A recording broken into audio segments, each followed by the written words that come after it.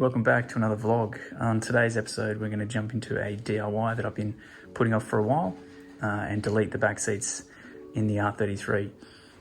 Why? Race car, that's why. But no, in all seriousness, the colours of the rear seat don't match the rest of the interior, and it's been something that's been annoying me for a while. So what we're going to do is sort of recreate the back seat using some MDF, and then we're gonna trim it in the same colour material as what we've got in the door cards, just to tie that in nicely. A few other things you'll need. Need some cardboard just to sort of mark up the stencils to then put onto the MDF and cut those out. We're going to also use some sound deadening just to make sure that we're not getting any unnecessary road noise in the car.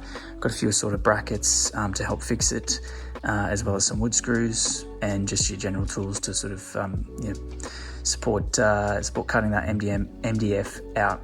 All right, first things first, let's jump in and remove those back seats. There's two 12 mils down here. I think it's just clips at the back, and there's a few in here as well. So we're going to work through that and get the back seats out. So we managed to get the back seats out pretty easily. As expected, there were two 12 mil bolts on the bottom of the bottom cushion, and then it simply pops out.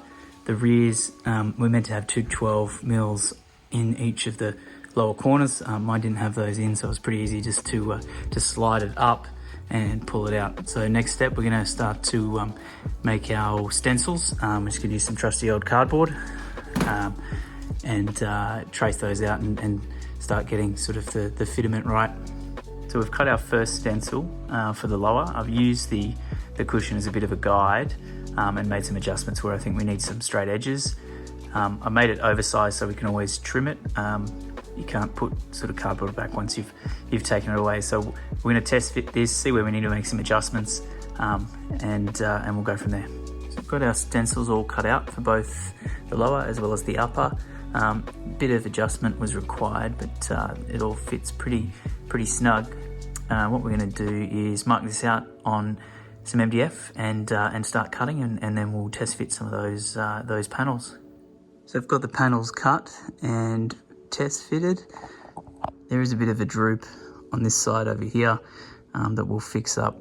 I'm going to do the inserts that goes, or the end caps that go on here, and that should help sort of with a bit more structural integrity. We'll also put some of the brackets underneath just to hold it up as well. But no, look, reasonably happy with the fit. So I've cut the inserts and we're now going to fix them just using some brackets and some small wood screws. It's going to just sit on the edge there like that. So we've glued and screwed all of the brackets and the inserts, and we're now going to turn our attention to the backrest. I'm going to join these two just using some hinges, so we can get it in and out of the car pretty easy, but it'll all look like one piece once we've put the fabric over the top. All right, we've joined our backrest just using some hinges. Now going to start to cover it with material. I've just got this faux Alcantara from our local Spotlight, and also some Permatex heavy duty automotive headliner adhesive. This stuff's the tits and sticks pretty well.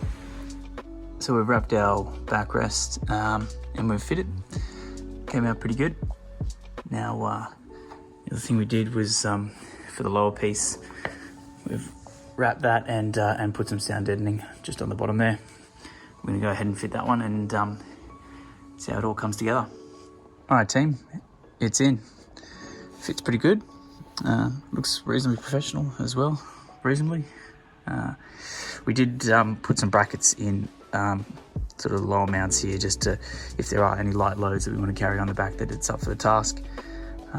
Next step, clean all of this up, fit the seats back in, and we might call it a day. Well, there's the finished product, team. Out in natural light, looks pretty good. Complements the interior quite nicely. Matches the door cards and sort of the dark motif we're going for in the interior. Thanks for watching, and shout out to those new subscribers. I think we just passed 50 last week, so thanks for those that have been with us from the beginning. Tune in. Next video, I think we'll have something nice for the RS6. Until then,